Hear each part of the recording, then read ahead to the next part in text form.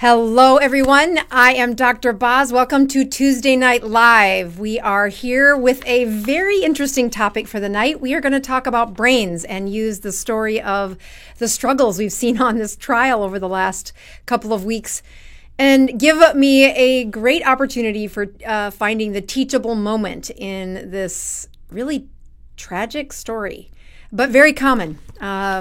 I am excited to share some of the information, but also to hear your questions as we talk about this throughout the live and try to answer those questions.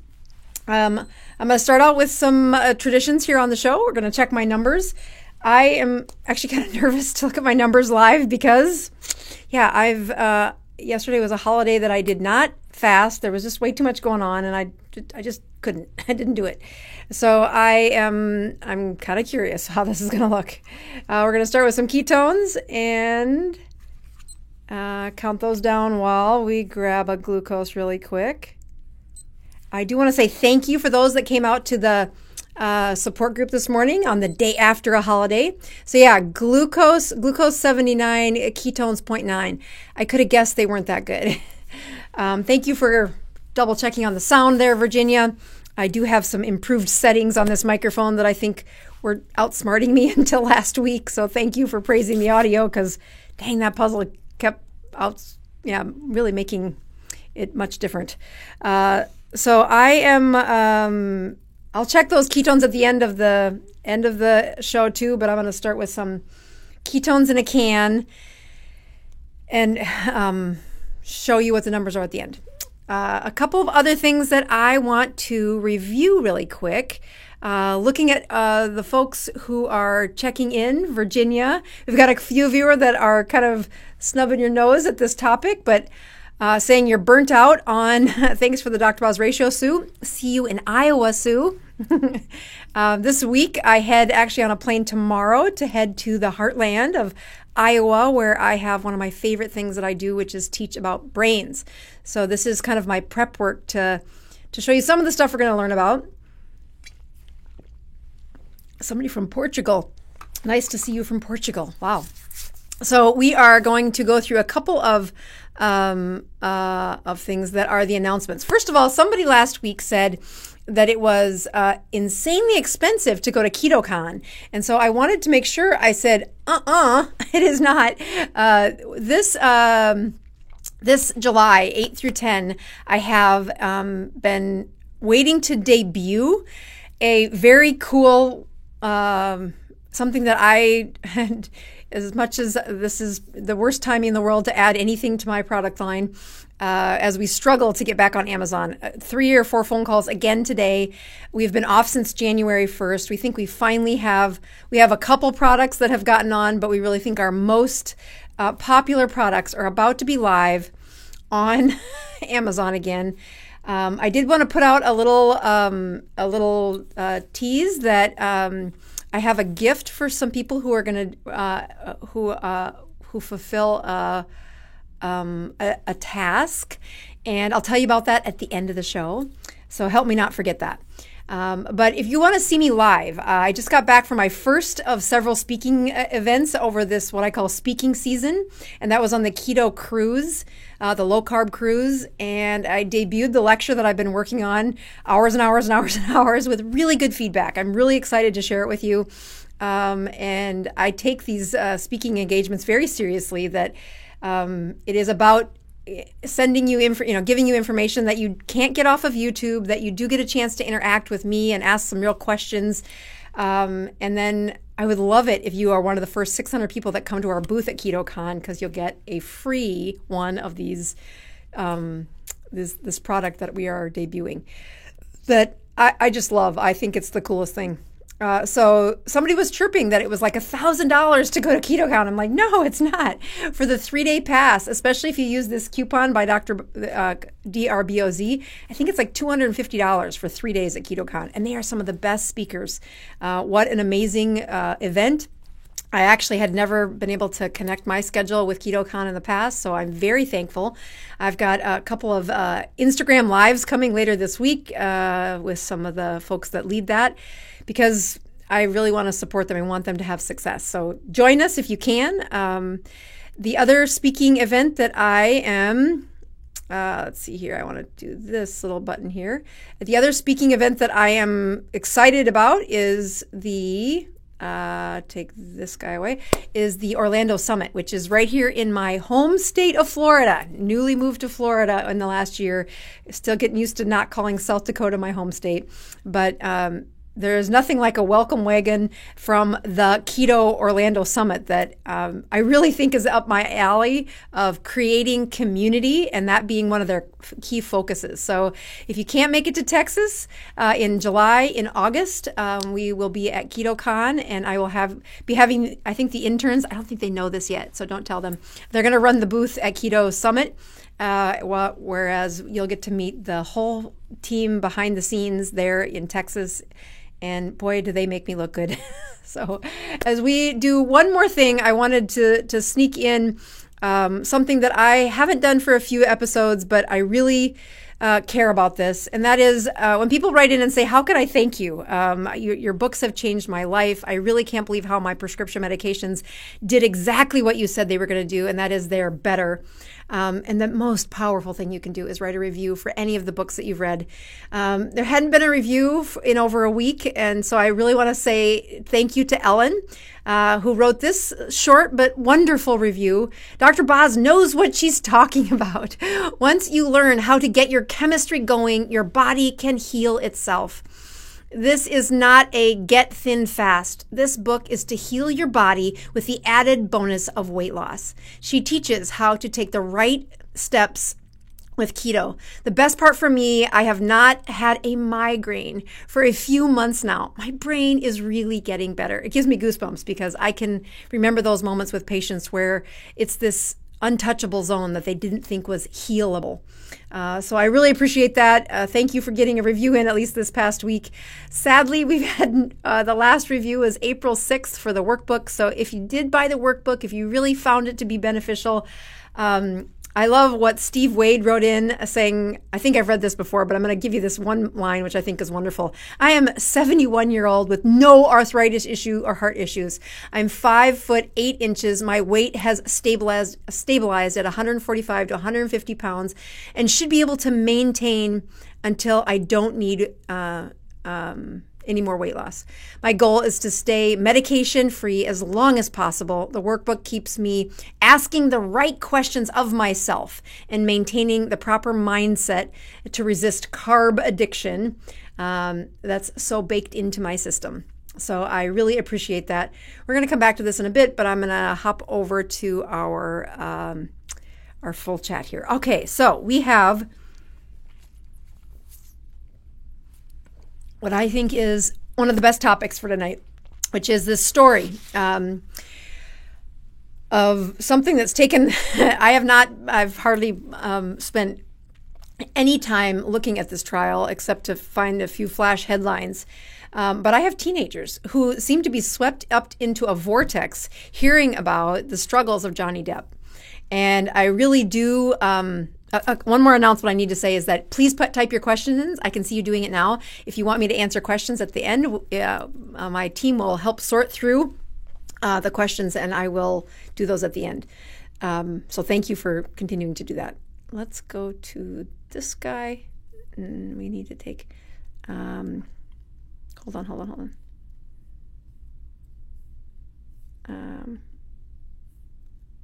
There we go. That's what I want. Yes, Johnny Depp's brain is what we are going to talk about today.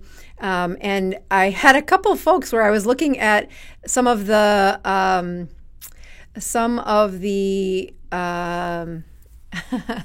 comments before we got started saying, I can't believe you're taking his side. I'm like, oh, no. I am a mother with 3 sons, and I have had a clinic filled with patients whose brains didn't work right. So I can't tell you much more about his... I can tell you what my children have been able to report to me. And that is that all that stuff I told them to stay away from, Johnny Depp didn't. And he really sounds like he had some severe childhood trauma from a mother that didn't didn't mother him, didn't protect him.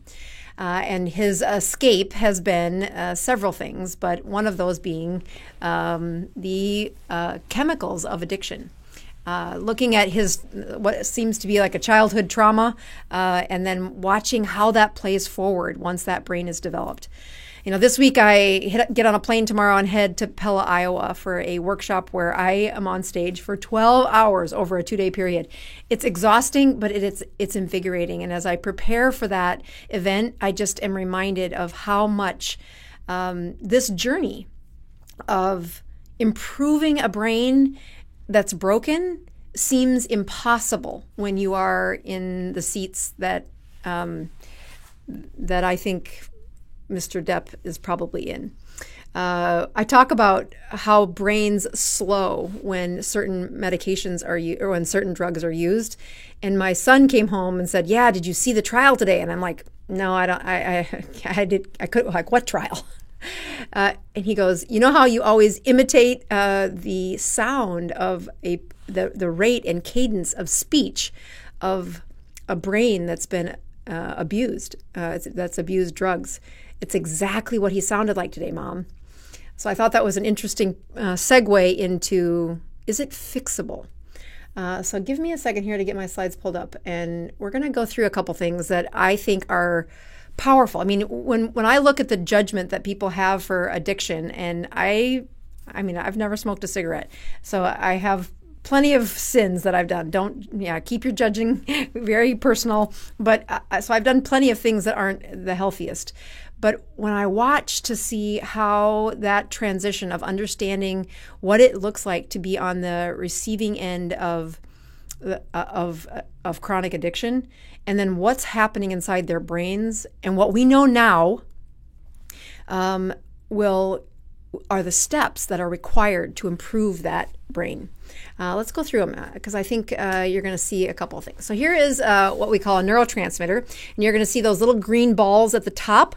They're filled with, I'm going to use the word chemicals. They're actually neurotransmitters. Your brain makes those neurotransmitters, and the rate that those balls stay abundant and filled with neurotransmitters is reflective of two things, well, several things, but two main things.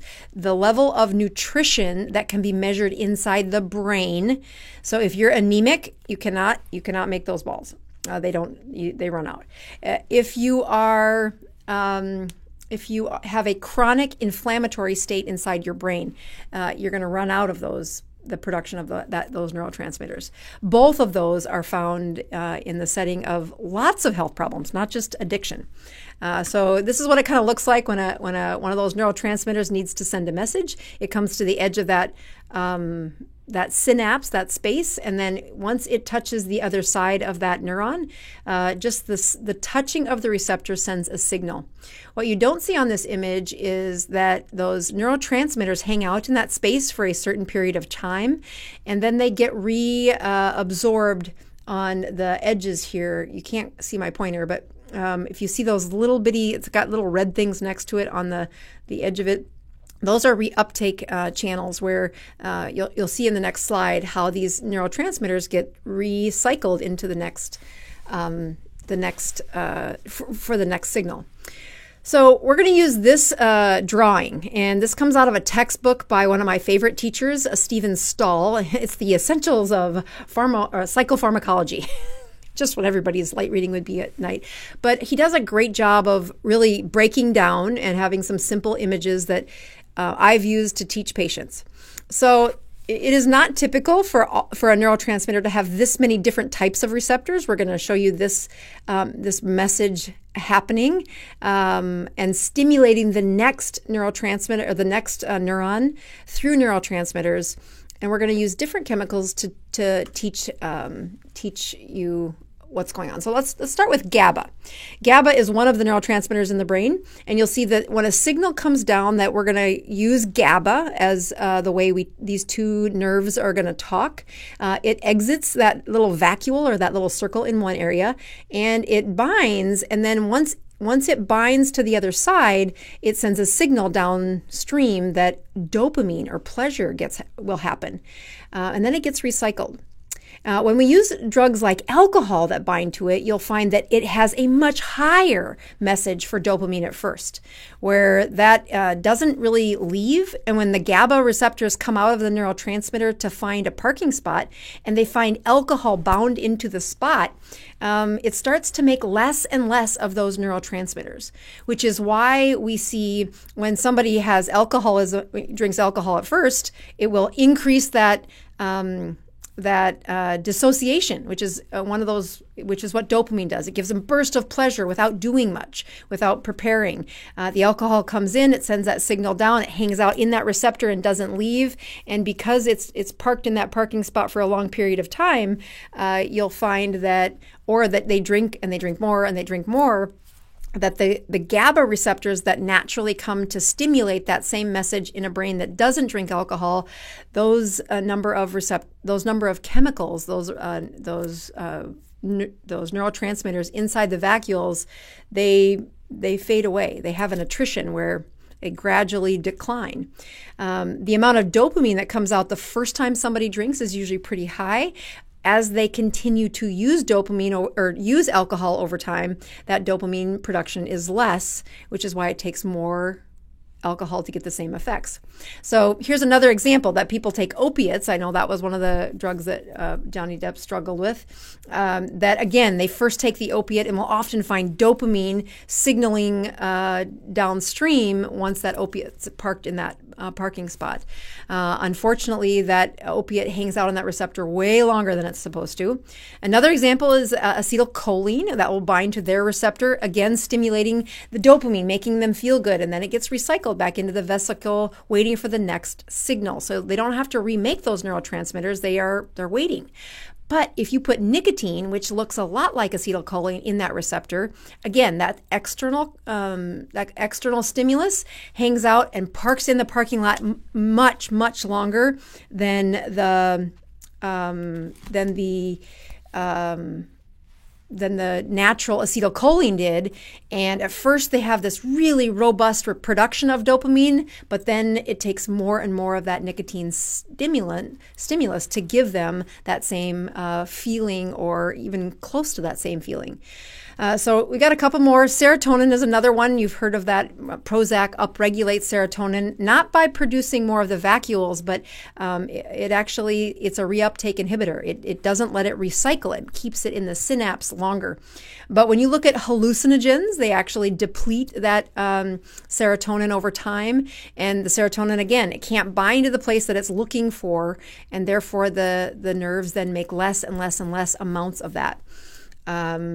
The glutamate's another one. I don't know if you saw that little chemical of alcohol has several little receptors on it. One of them looks like this little, hat or something. But glutamate is also mimicked by alcohol. GABA is mimicked by alcohol, but so is PCP. So I use PCP for this one. Again, the first time it binds into that receptor, it parks in the parking spot, stops the natural glutamate from having its parking spot, and then they have the attrition of the production in their own neurotransmitters. And downstream is really where all the action is happening. And that brings me to the substances of severe abuse, one of those being the ones who skip the first transmitter and they go directly into the place where dopamine binds. These are the amphetamines, which can be crystal meth, some of the other stimulants, as well as cocaine. And you can see that dopamine then tries to bind, but it is the parking spot for where the amphetamine is trying to where the dopamine is supposed to bind is being blocked by amphetamine. And that's why when people are on a long binge with meth, with cocaine, or with other stimulants that directly bind to that dopamine receptor, they are depressed for so many months. They have such void of joy. I find it to be helpful when you see, all these other drugs make the downstream effect very dangerous, very depleted over time. And I think I was just Googling right before the show, what drugs did Johnny Depp use? And I think he's got all of them on the list. But that's like a Google search that I don't know how true it is. But I imagine that there's one more to talk about, and that is a little bit of what we did last week, which is the neurotransmitter anandamide, which is the one that looks very similar to cannabis. And we naturally make one of these receptors. Or one of these neurotransmitters, which again goes in, binds to that CB2 cannabidiol receptor, sending the dopamine downstream, and then it gets recycled. And of course, when looking at cannabis and using the high THC or cannabidiol receptors, it will bind just like the other ones into a receptor where your natural receptor, this time called anandamide, cannot bind. Unfortunately, the toxicity or the high concentrations of CBD, of THC inside the drugs of today, the cannabis of today, if you see where those two extra ones parked in that yellow area, that's the fat insulation. That's like the neuron sheath, which is a fatty substance. Cannabis having that, or THC having that fatty molecular chemical, which then binds and gets stuck in any fatty component. Most people are very aware of that the testes are very fatty, and that the sperm of somebody using chronic cannabis, it's not normal. And they may or may not be aware of the same thing happening to an ovary. But it's because of that fatty deposit, and the highest fatty deposits in our body is actually found in our brains. In this situation, here's somebody who's been kind of a similar picture, but blown up, and they've been using THC for many months. And after several months of it sitting in that fatty, kind of soupy sheath, it disintegrates inside the brain. It breaks down, but it leaves a hole inside this insulation. And unfortunately, the hole, then when you are trying to send a message down that transmitter, you'll leak out it's not really electrical, but you'll leak out messages through this sheath that were not supposed to be sending messages. It was supposed to be sealed tightly. But because of that toxicity sitting in that fatty sheath, and then that chemical sitting there for a while and then disintegrating, it leaves holes in their insulation. We go through this in this workshop that I'm doing this week on Thursday and Friday in Pella, Iowa. I actually will take a minute here to make sure I put that link. If you haven't signed up, it's free to anybody that shows up. I really appreciate those of you that have signed up, because I'll be sending out an email later tonight for those of you that are signed up. But when I look at a healthy teenage brain, and I think of my sons as I help other moms with their children, but I also think of this story where Johnny Depp's history started in that pre-pubertal, or right around puberty, or 12 to 13 years old is when his sounds like abuse started. It's a very common time for trauma. It's just dangerous about what happens when substances become the way they escape at a very pivotal time when their brains are changing. When I look at his brain, or any 13-year-old brain, 12 to 13-year-old brain, the amount of neurons that are massively growing at that time, and they're pruning and they're growing at the same time. So some neural connections are becoming lifelong. When you look at the danger of addiction that happens around that early puberty, it's because their brain gets wired to depend on an external substance to give them pleasure, instead of the neural wiring that we would want our children or our friends or our own brains to have, the ability to provide that euphoric pleasure without an outside stimulus. when I look at teenage brains, I love, oopsie, wrong button. When I look at the other important part about a teenage brain, I'll use this, and that is when you go to curriculums throughout the high schools in America, I'm going to ask you guys to have an audience participation. So while I am reading this list of concussions, I want you to imagine, because I'm sure it's never happened to anybody on my channel that's watching right now. I want you to imagine what it feels like to either have to be intoxicated with alcohol or to have a hangover. And I want everybody to type in a symptom of either what does it feel like to have to get drunk or to have a hangover the next day. As you do that, I'm going to read the curriculum that I will tell you every high school student or middle school student knows these days, and that is because of the federal funding and the awareness that we've had on concussions or physical trauma to the brain. So signs of concussion include appears dazed or confused, answers questions slowly, exhibits personality or behavioral changes, seems confused about assignments or forgets, loses consciousness, behavior changes, shows poor concentration, seems unsure of the score that or the game that they're playing. Good job, Ellen. Thank you for typing in the word nausea. Nausea, moves clumsily, has an awful headache. Thank you for saying that. Deborah says headache, can't stand the noise and irritability. Other things about a concussion are they can't recall the hit or the event, and they move clumsily. So keep going. I really do want you to tell me what your symptoms are or what you might know. If you've never had a drink of alcohol or never had a hangover, then what does it show you on movies? Are the symptoms of being either drunk or hungover? So other symptoms that happen include a headache, memory loss, feeling woozy, nausea, fuzzy vision or double vision, balance problems, dizziness, sensitivity to light, poor concentration, confusion, sensitivity to noise, or feeling sluggish. So as I go through that, can you die from a concussion? And it usually takes folks a little bit to realize, yeah, you can die. And I wonder if you can guess what the cause of death is from a concussion. Like, why do they die? And I will watch the rest of you. When I was in training, one of the places I was looking to spend the rest of my life was going to be an ICU. And then I had a baby and said, oh my goodness, not going to do that. But yes, blacking out. Thank you, Deborah. That's true. The calculations from the place called shock trauma is where the head injuries would go, and we could calculate how close to death they were getting by several. Yeah, they die from a swollen brain. Thank you, random commenter. That's his tag name.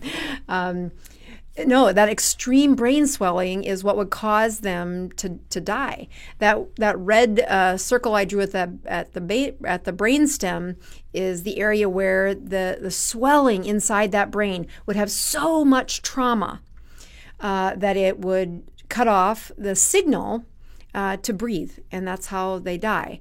And if we get really worried about that, we cut a hole in your skull and we let the swelling go up, because once you sever a nerve at the back of their head, at the base of their skull, you can't put that back together. That's broken forever. That's organ donation is what the conversation is now. You cannot fix that. And you can see it coming if you're following all the things that a fancy ICU shock trauma can do. So the question I have is, why do you think, I'm going to go back a slide. I hope this lets me do this. Why do you think that these symptoms of being drunk or hungover are the same as having a concussion? So look carefully at this list. When people have had excessive alcohol or when people have had a concussion, they have these same things. I'll just read a couple of them, not the whole thing again, and notice how they're the same. that they appear dazed or confused. They have personality changes. They're forgetful. They lose consciousness. They move clumsily. They vomit. They have a headache. They feel woozy. They're sensitive to noise and light. So we have these two events, which are physical trauma, and we have alcohol, which is another trauma. But can you take a guess why? Yeah, Deborah Howard's on the right page here. Why are they the same? Because alcohol swells the brain. Thank you very much, Lance. That's exactly right. And so do several other of these drugs of toxicity. That alcohol is particularly easy to calculate how much alcohol has gotten in, how much it swells the brain. And when you die of alcohol poisoning, what's the cause of their death? What makes them die? What's really the danger? I'm going to let you see if anybody puts that in while I keep going here. These are some images of the human brain, and I think of this story where, there was a comment way at the beginning of tonight's show before I started the live saying, I can't believe you're taking his side. And I'm like, dude, I'm not taking anybody's side. These people it says something about these are narcissistic people attacking each other. I'm like, well, of course they are. Who else becomes a Hollywood elite? But people who want attention. The process of watching people suffer with years of addiction, and then knowing that. So James Hastings, I'm gonna come back to this. They just answered. I wonder if I can go back without interrupting my. Oh, we're gonna go backwards. Can I go backwards? Oh, yay! It's gonna let me do it. Okay, yeah. So I ask, the swelling of the brain cuts off the oxygen. So close. The swelling of the brain cuts off that same ring at the base of the skull. So when you look at a baseball to the head or a car injury and it swells the brain and pushes that brain down through the brainstem, that's because of one inflection of that injury. When you have excessive alcohol in a short period of time, every one of these neurons inside that teenage brain, every one of those neurons is swelling, and it causes such massive swelling. But instead of having a fancy ICU calculating your addiction, you are now stuck on the floor of a fraternity or something, where you are drinking and nobody's paying attention, and the pressure on that brainstem is pushed on the same nerve, and it cuts off their breathing. And that's where we now talk about organ donation. That's crazy, but that's how that happens. And when you look at the struggle that this prepubescent boy had from a mother that didn't do it right, just dropped the ball, didn't love when she should have loved. I mean, discipline is something that happens in our family too, but there is a place and a structure that shows, if you look at people who don't suffer from addiction, first of all, I think you'll look a long time, because look on this channel, and all those of you that are out there saying, yeah, but I don't do meth and I don't do whatever, pick one. I'm like, yeah, but you get up at 3 a.m. and eat carbs before in your life, and that's because it makes you feel good. That we have all used some external version of improving the dopamine within our brains, and really watching to see how much that changes our craving and our want for that escape, because it's easy. And when you have a story like this addiction, you say, can it ever be possible to fix that? This is what a healthy brain looks like. Notice that the purple, when you see the next few, the purple is looking from the underside, whereas that yellow pink one is looking from the top down of a brain. And it's supposed to be smooth without any holes. And that's what a healthy looks like. You should have a healthy brain your whole life. But look at that 28-year-old brain with 3 years of meth. Now go back to those slides a few minutes ago, and that's the ones where it's right at the dopamine, pounding on the dopamine receptor, constantly stimulating it, and finding, it just destroys the production of dopamine. Their ability to feel pleasure is so dismal. We are 6 months away from the first time that they're going to feel true pleasure from something besides an external source. At 28 years old, that you should not have that many holes in your brain. This is a 45-year-old adult with 10 years of alcohol abuse. Again, that's a lot of holes. You're not supposed to have any holes in your brain. 32 years old and 4 years of cocaine. Or 38 years old with the opiates. Now notice this one's the purple one, so they're looking up from the underside. You can't show all of them on this one, but the amount of destruction that happens when people start on a pain reliever that then hijacks their brain's ability to feel pleasure. And to restore that brain, you need to remove the swelling and make sure they're nourished. I mean, that's step one. We're going to spend 12 hours together in Pella, Iowa, reviewing this information. And that is also what my online course is about as well. This is a 22-year-old, 4 years of tobacco use, 4 years of smoking specifically. And then this one is age 17 and 4 years of marijuana. I tell a really good story about how that disease state has changed, how much that changed. I also tell a really amazing story of a personal patient who is... She is in her mid to late 50s, and she gets brought in by her husband, who says something's wrong. She's never been written up. Actually, I think she was 63. I'm sorry. Gets written up in her job for the first time in 20 years. And it's because she dropped the ball on a couple of things that she shouldn't have dropped the ball on. And she's coming into me to say, what's the problem? And we do a bunch of tests, and we leave several days later, several days of testing, and we conclude that she has Alzheimer's, early stage Alzheimer's. And the husband and wife leave in a sad, just imagine, I'm like, she's going to need a nursing home. You're going to need help.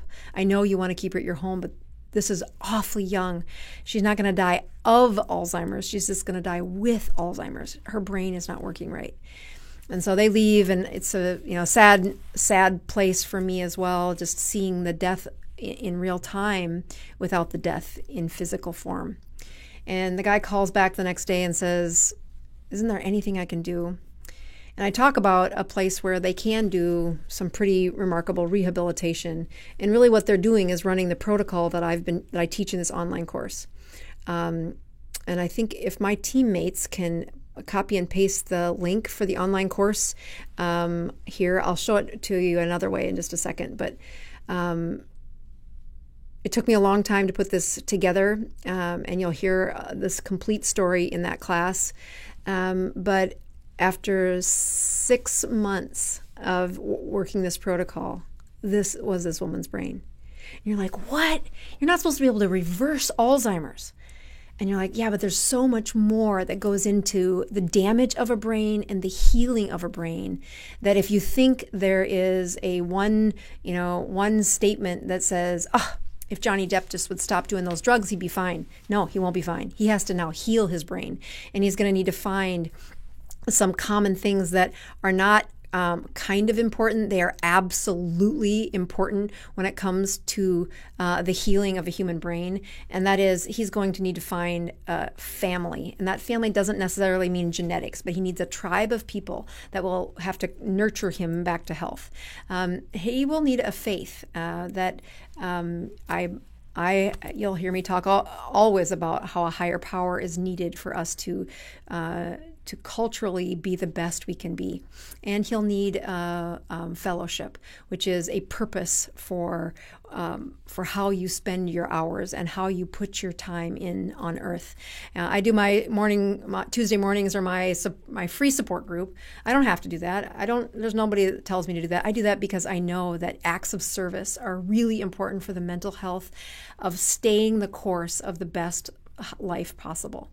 I do those acts of service. I love seeing people. I love having a community that I'm a part of.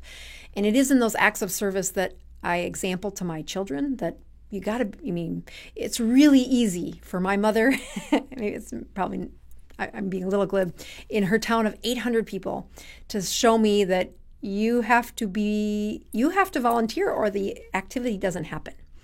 So it's really easy for that demonstration of being a part of a community and doing your part, like saying you want a better community, then you show up, then you deliver your acts of service, and this is how the world is a better place.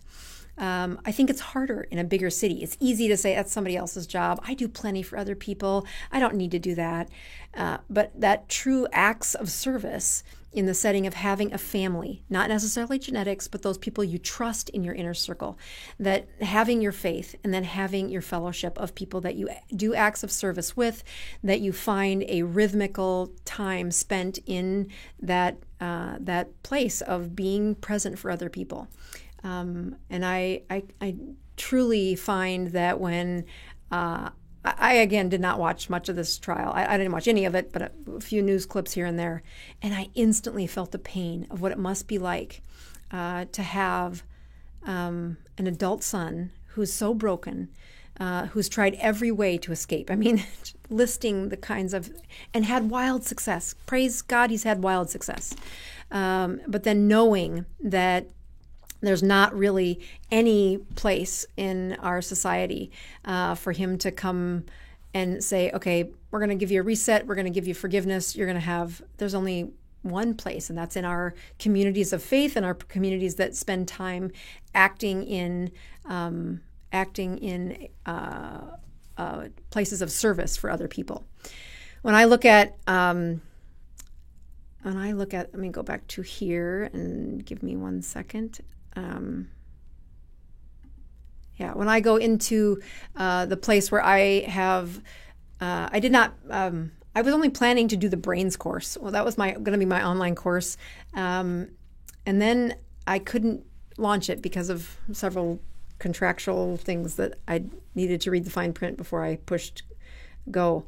But when I look at the important places that I have found change the lives of other people. This brains course is one of them. It's my life's best work. It is in an online course, and I will be starting that course. I will selling that course again starting on, it's open now, but I will have a promotion starting this Friday that you can use the word restore for a $300 discount. I've learned that the audience I want taking this are those people who want a better community. They want their youth group to have access to this information. And I made all my kids do this. I made the youth group come to this. I've had patients come to this. And you can do it at your pace and you can repeat it. You can give this course again and again, which it has a little game inside it. I totally gamify it. And I think the change that you see inside this education is what keeps me really saying this is one of the places I hope I can do honor to the lessons I've learned, and for the people like Johnny Depp who think there's no way his brain's ever going to be normal again. It's too abused, and it's not true. But you're going to need some of these steps to get there. So I look forward to those of you that want to join me on this next go around. I do have some live follow-ups where I'll be able to discuss the modules and have at least an opportunity for you to see how I would use these modules in real time with me as we launch this course. I do also want to give one little shout out to my team who's done such an awesome job of getting these products up to date, but every one of our products now has a video with it, which just tells you a little bit about what I would say if nobody was going to censor me like Amazon. And have just what would I talk about if I was going to tell you about this product and why I put my money and energy behind it. So you can take a look at our online store and have a very have a look at the videos that we've put together there. I think they turned out great. And then I want to make sure we've got a quarter to, so I'm going to go over to the questions in just a second here. But I'm going to give you the one, and I didn't tell my team I was doing this, so I hope I can find the, let's see if I can find these links really fast. So I have a a prize for people, and I hope I can honor this. Depends on how well you guys do this. So as you have heard me talk about, I am up to my ears in frustration when it comes to, let's see if I got to take this one off because that one's not right. I'm going to just bear with me, please. All right, so I have this list I'm going to put in I'm going to copy and paste and put in the, oh, shoot. Oh my goodness, it's not going to let me do it. Let me just take that away. I'm going to have to do this one at a time. I might have Angela do this. Okay, so I'm going to put like 3 of them up here and let you guys find this. All right, so I have products on Walmart. What I'm trying to do is survive what Amazon has done, which is the rules are crazy. And I'm getting there, but it's just taking an incredible long time.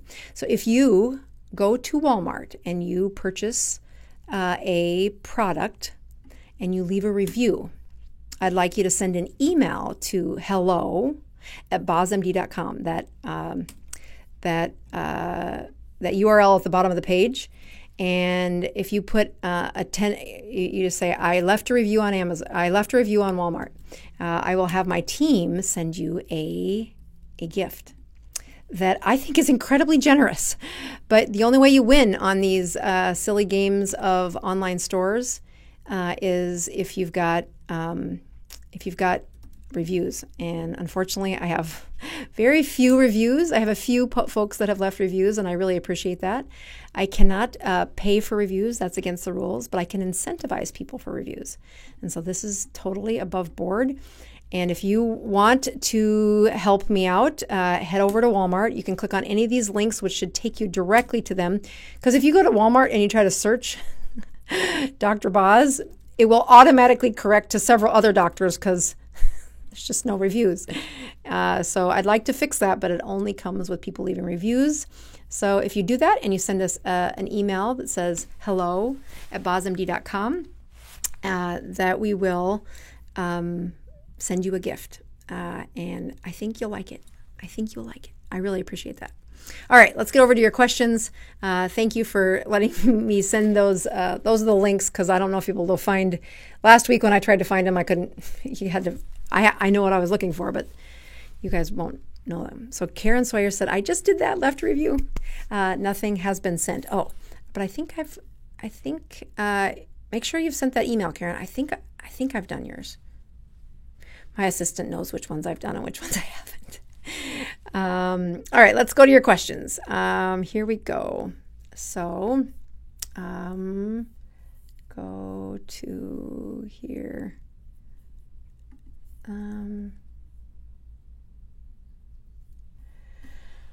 Oh my. Oh, here we go. Okay, so now let's go over to your questions. So let's start with the first question, which is written by Little Bit. I got my results back from my HTMA, and they said I was a 4 low pattern, that keto burned out my adrenals from the stress of ketosis. Is that true? What do I do? Okay, so I think this is the 24-hour urine for... but if I remember, HTMA is not a 24-hour urine. It uses a different way to measure the adrenal glands, which I would push back on, actually. Again, I have this great video that we've been trying to put out on YouTube that just trashes the word adrenal fatigue. Adrenal fatigue it's an oxymoron. It's not how that works.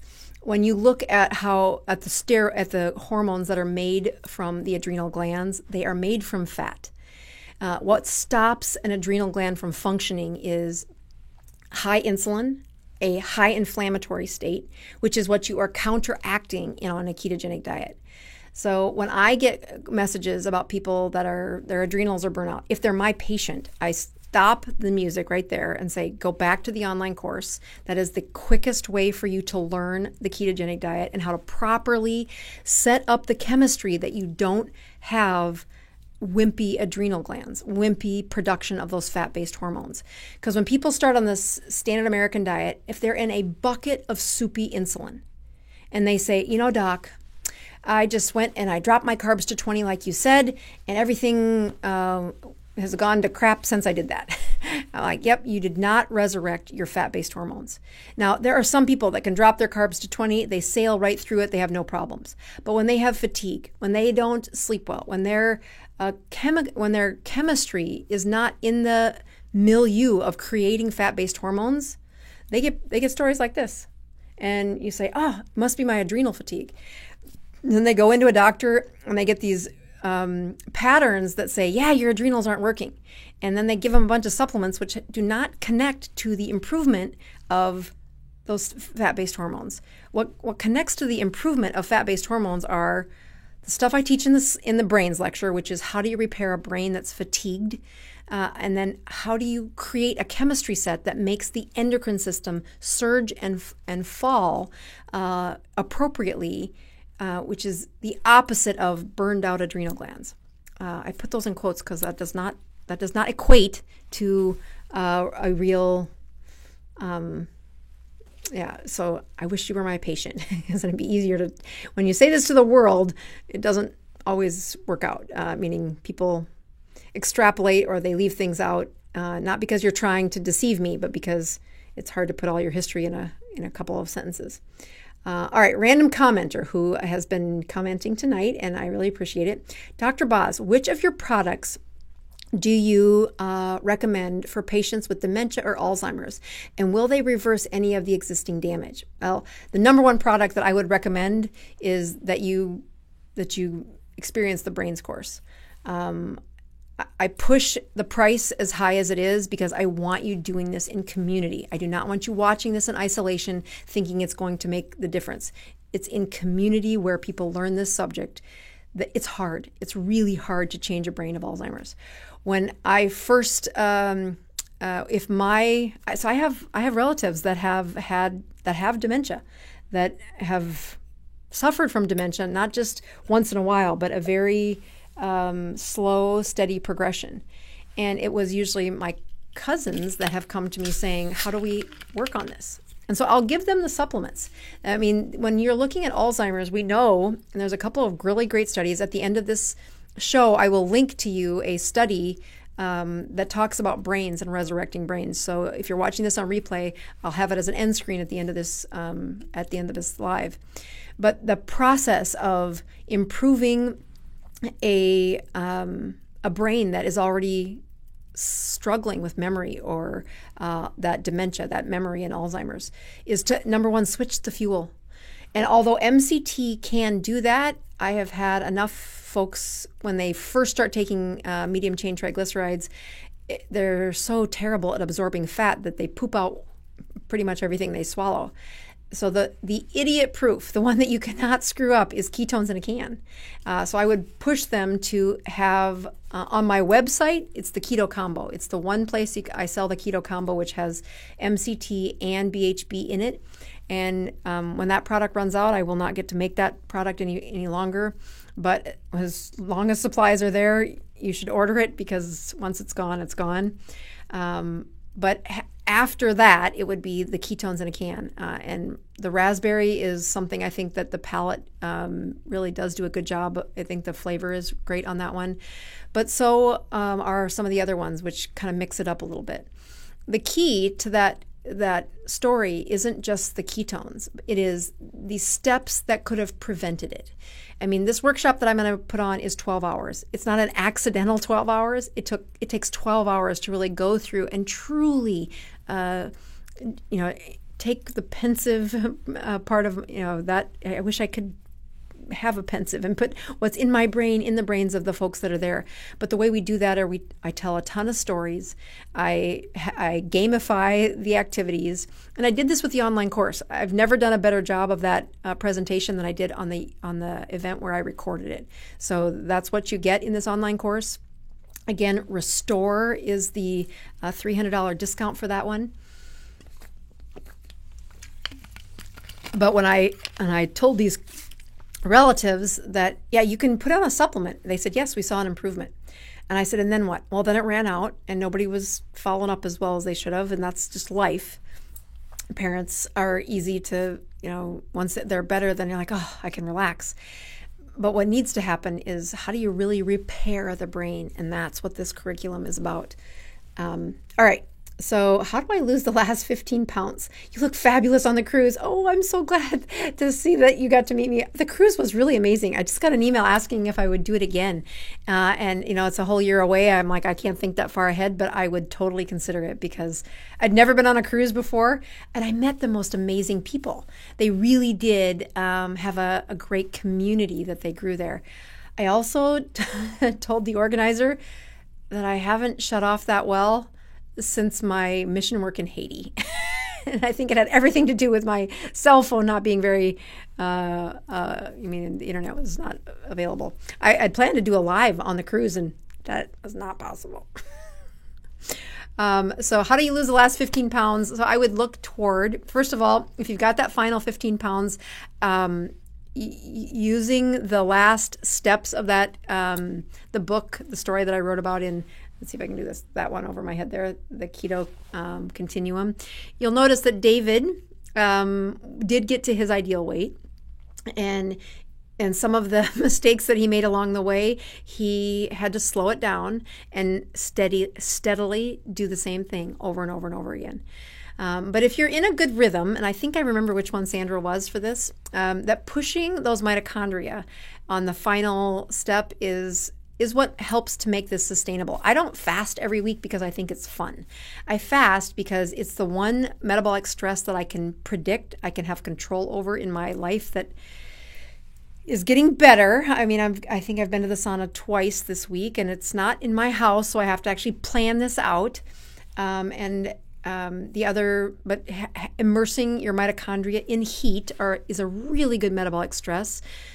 But in order to lose 15 pounds doing that, you have to do it routinely enough that your mitochondria level up. They get into the next best shape. Many times when people are struggling with that last 15-pound weight gain, I will push them to say, do you eat after sunset? Meaning pushing that eating window so that from the first moment in the morning where your blood sugars start to rise, not because you ate, but because cortisol from your brain went to your liver and said, hey, it's time to wake up, wake up, wake up, wake up. And that cortisol surge causes an increasing rise in blood sugar. If you're insulin resistant or you've been insulin resistant, you do that too much. It's like a meal. Now, I do not explain this to people until they get to this phase. So plug your ears if you're early in the ketogenic story. But if you're in this advanced level and saying, how do I get to that final step? It really does come with what is the hours prior to your cortisol rise in the morning. So you got to count backwards, saying, okay, cortisol rises at 4:30 in the morning, which, that's when it starts. Usually it's peaking of blood sugar starting at 5:30, and by 6 o'clock, you've got a higher blood sugar than you'd think you should have because you're waking up. So if 6 o'clock is the time that the blood sugar rises, 12 hours is 6 p.m. And that means you got to start eating at 5 so that your digestion can finish somewhere between 7 and 8. But most people with insulin resistant, most people with that last 15 pounds, they need an 18-hour window that there is no stimulus. So that means their last meal is somewhere between 2 and 3 in the afternoon. And they can't do it once a week. It has to be routine. It has to be routine. And those are some of the tricks that we talk about. I have I had some slides that I talked about in the question and answer that was on the low carb cruise. I've never talked about them before, and I'm trying to coordinate a way to methodically talk about them. But it was amazing how many people got their questions answered by what those slides were teaching. I'm like, oh, that really did work. All right, last question. I know we're hitting at the top of the hour here. And I actually have wrestling season wrestling practice is happening now, so I have to go pick up a wrestler here in a few minutes. So Becky writes in and says, I had a full hysterectomy. No ovaries or nothing. A large fibroid tumor invaded it all, probably due to insulin. Probably. Do I need hormones? I take bioidentical ones now. So can keto help not need them? Well, you don't have any ovaries, so that's kind of important making those hormones. It doesn't mean that you can't produce any estrogen, but it's a really tiny amount. So if I were you without ovaries, I guess I don't know your age there, but I hope that nobody took your ovaries and uterus out under the age of 35. But let's just say you're in your mid 40s and they took out everything. I would take the hormones if it was me. It means, so the key thing, I have this patient this person that I'm trying to talk into being my patient. And he is not much into keto, but he sees we'll see if he says yes. It would be somebody that I put on my podcast where I would show you what happens between the doctor and physician. So it's an actual specific story that you could see how would I take care of him. I haven't started this yet. This is still one of my dreams. It's supposed to happen in 2022. We'll see if that happens. But he comes in and another doctor started writing testosterone for him. So this is similar because Becky would be the female version of this story where you add estrogen or you add testosterone. And I mean, he is so proud when he only has 4 Mountain Dews in a day. And I'm like, you are totally screwing up your testosterone. Yes, you will get some benefit. But if you want the best benefit for the least amount of hormone, which is how it's at least a little more sustainable, especially in the absence of ovaries, you cannot have insulin stimulated by that much glucose. So when you're looking at the best answer here, Becky, it really is be as consistently keto as possible. Get that Dr. Boz ratio into that 40s or 50s most of the time.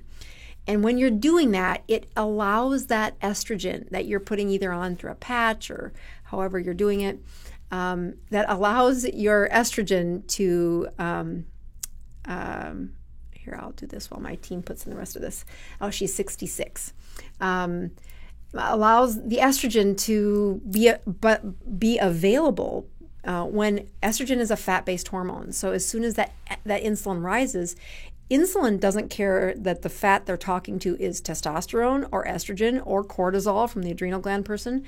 It's going to store it.